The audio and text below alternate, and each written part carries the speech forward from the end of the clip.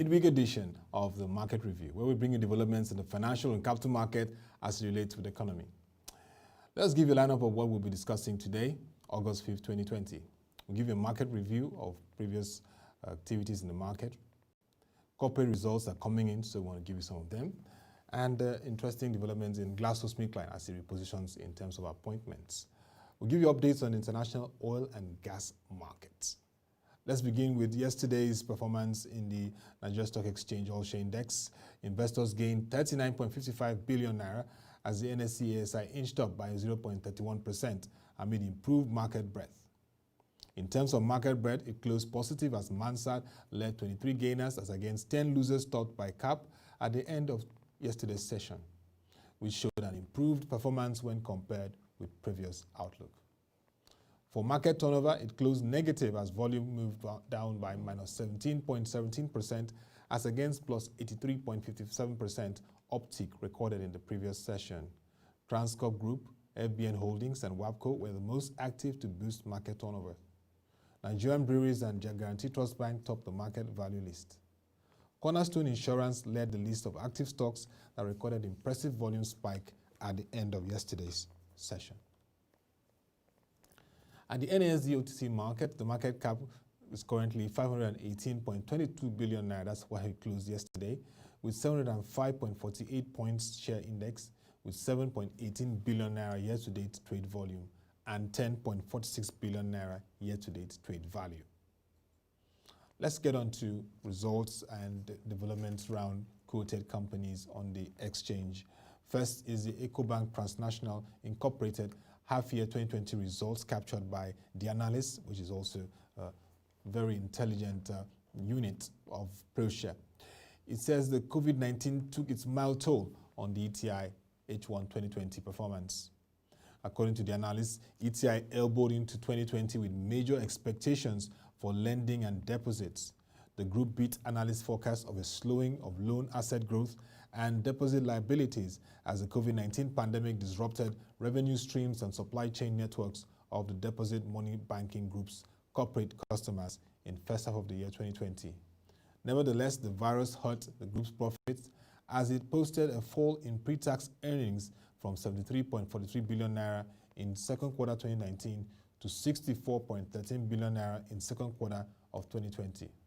Here are the key highlights. Its gross earnings declined by minus 3.3% to 392 billion naira from 405 billion naira in the previous quarter. The fall in gross earnings was caused by a general slowdown in economic activities as full lockdowns in major commercial and industrial parts of Africa's sub-region from March 2020 caused a fall in the group's revenue. Profit before tax declined by minus 12.7% to 64 billion naira, while profit before tax tumbled as revenues caved and costs fell slower than revenue lines. The banking industry in 2020 had been under severe pressure as customers found themselves in deep cash flow waters as operating cash flow shrink with declining capital expenditure. Although banks have been cost-to-income ratios fall marginally as a result of a slide in operating expenses, the fall in operation has been slower than revenue declines between first quarter and second quarter of 2020 and between first half of the year 2019 and first half of the year 2020. Profit after tax declined by minus 18.4% to 48.5 billion naira, and the decline in PAT mirrored the dip in the PBT.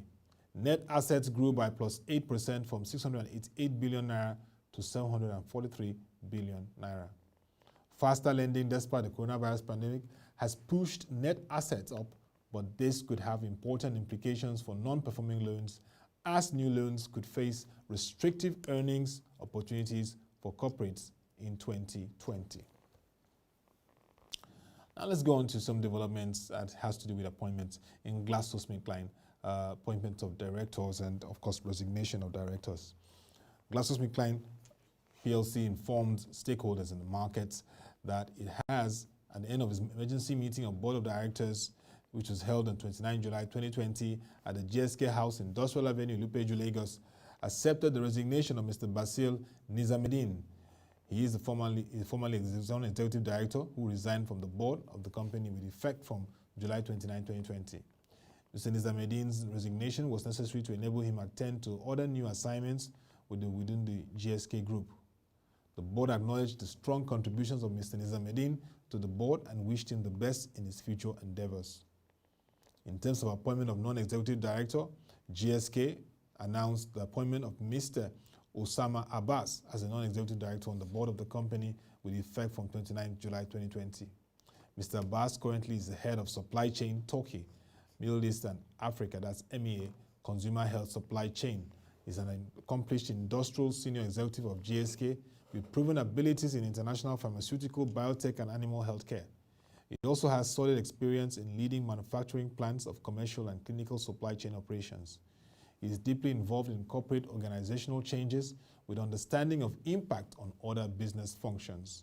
Mr. Abbas has an international executive MBA, high distinction from the Louvain School of Management, Belgium, a doctorate degree, Faculty of Pharmacy, University Claude Bernard, Lyon, France, second degree, master's focusing on galenic formulation process production, and a university diploma of pharmaceutical management at Institut de la Pharmacie Industrielle Lyon, which is in France.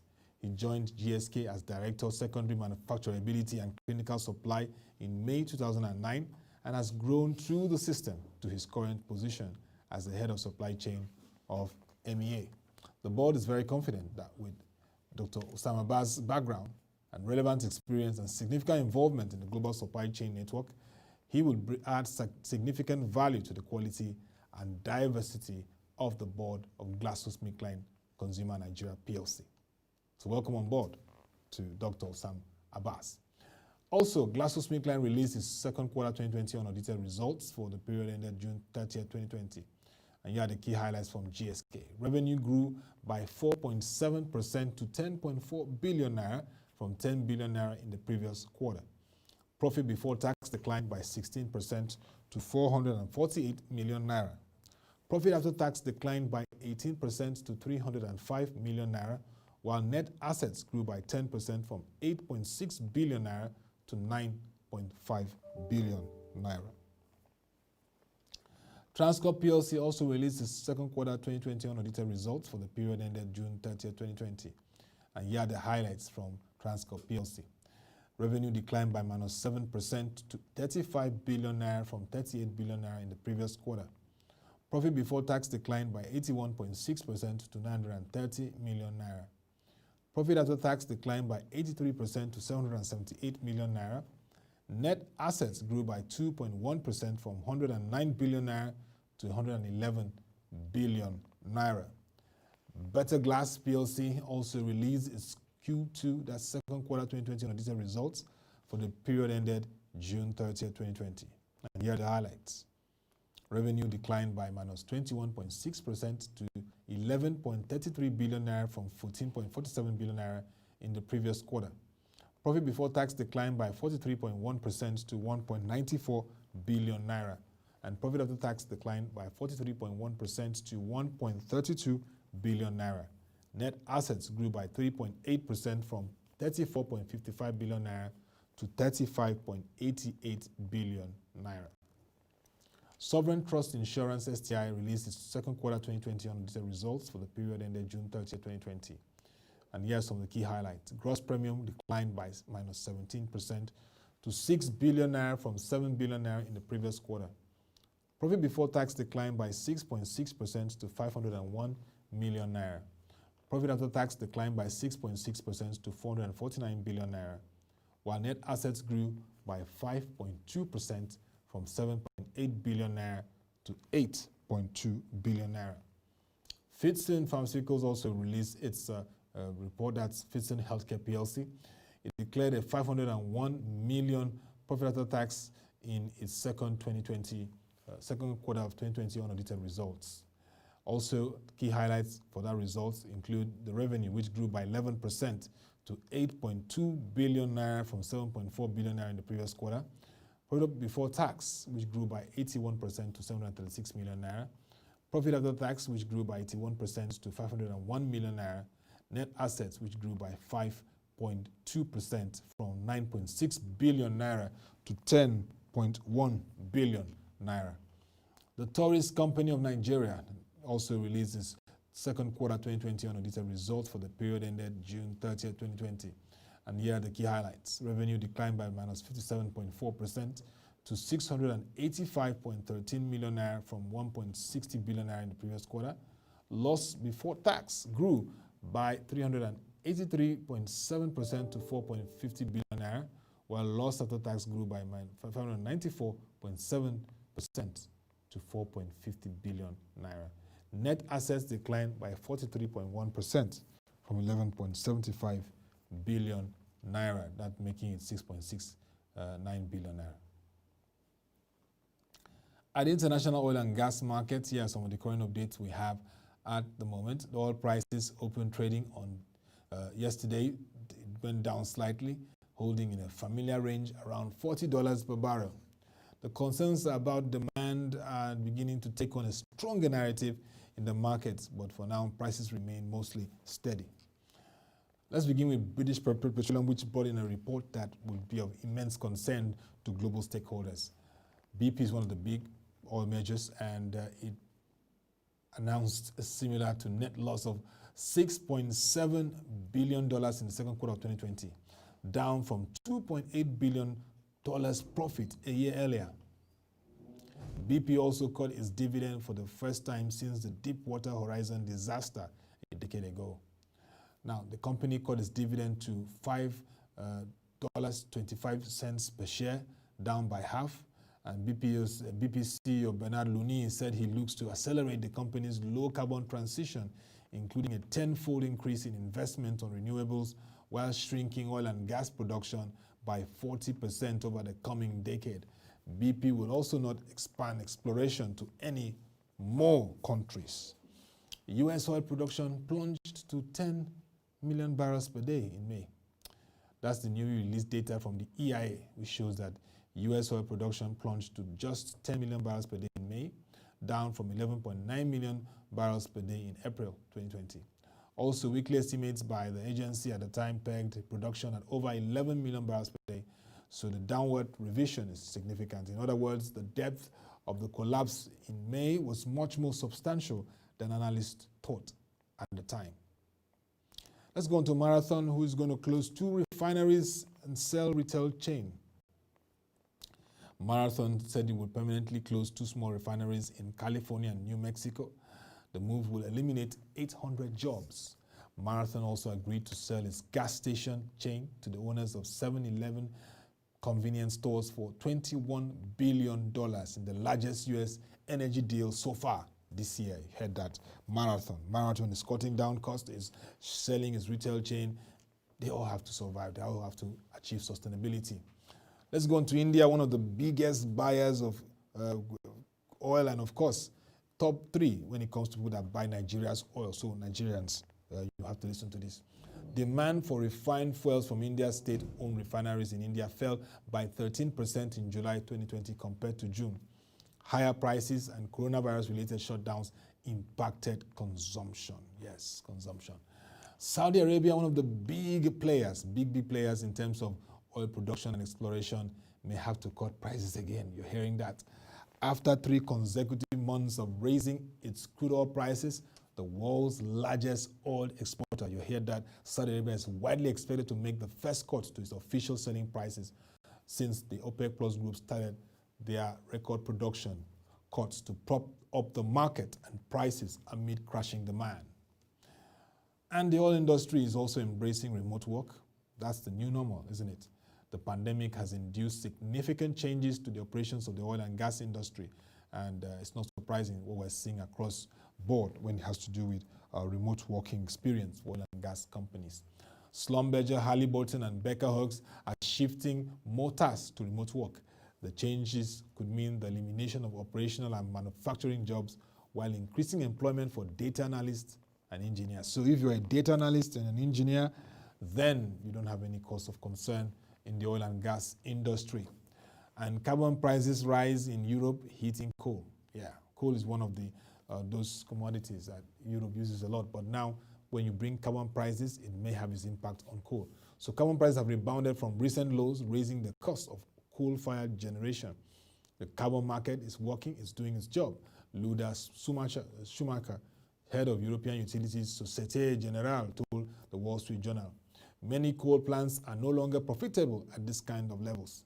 Globally, more coal capacity was taken offline than was added in the first 6 months of 2020 for the first time ever. So let's give you a snapshot of the oil and gas industry. It's unprecedented. We're seeing huge losses. First, we brought to you the course of the week that 2 oil majors, ExxonMobil and Chevron, posted $1.1 billion and $3 billion respectively to hit over $4.1 billion combined loss for second quarter 2020. And these are 2 companies that have huge investments in Nigeria. So you know that what the implications of that would be. They'll be looking at cost-cutting measures. They'll be looking at their investments.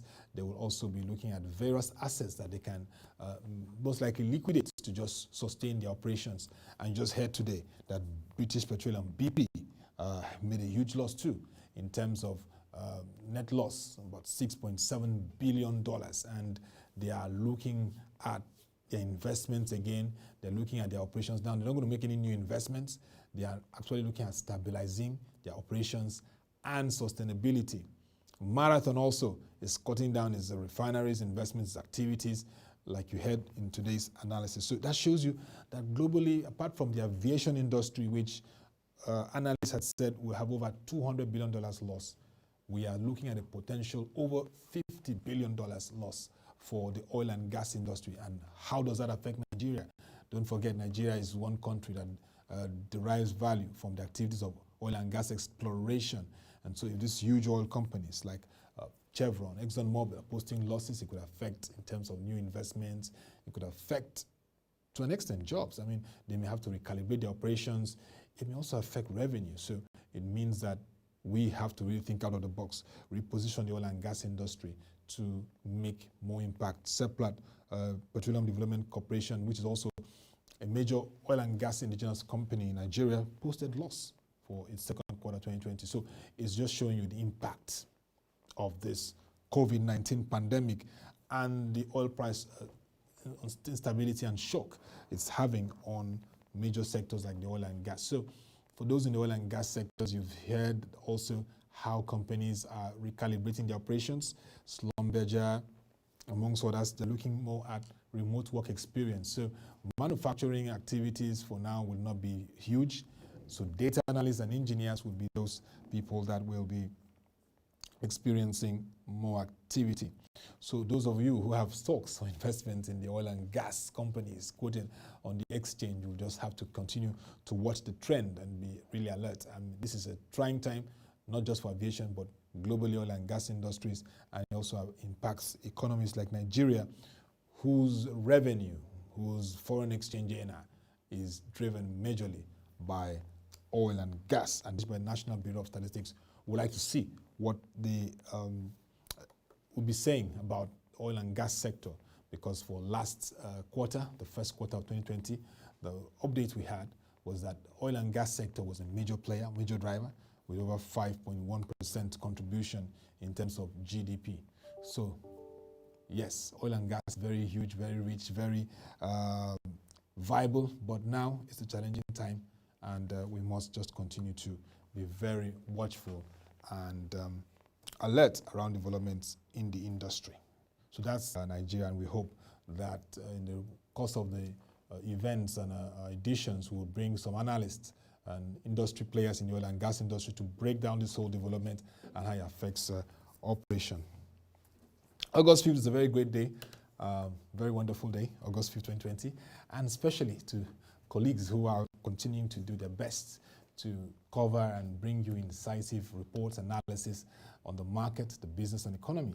And today we would like to join others across the country and across the African region to celebrate a very amazing lady who has continued to provide reports, analysis, and very incisive interviews on coverage of the markets, financial markets, economy, and even capital markets. Today we celebrate Nancy Niger. She is the executive producer and anchor of Moneyline with Nancy, a program that comes on every 11 a.m. during the week, Monday to Friday on AIT, African Independent Television. She's marking her 40th birthday today. So from the WebTV Market Review and WebTV team, we say big happy birthday to you, Nancy Ilonaji. You're very special to the country, and we wish you all the best in your strides as you continue to provide incisive analysis, coverage, and interviews covering the markets, informing Nigerians, engaging Nigerians on the economy and the markets. We wish you all the best, and that's a great thing. I mean, celebrating our colleagues who are doing well and making exploits and impact in the market coverage. You know that financial media is very demanding. It's one area that requires a lot of diligence and hard work, and we celebrate Nancy Ilonaji, who has continued to provide this very deep coverage and analysis of the market. And so it's been a very wonderful day, and you know that every 10 a.m. we are here to give you incisive reports and analysis on market activities from the financial to capital as it relates to the economy.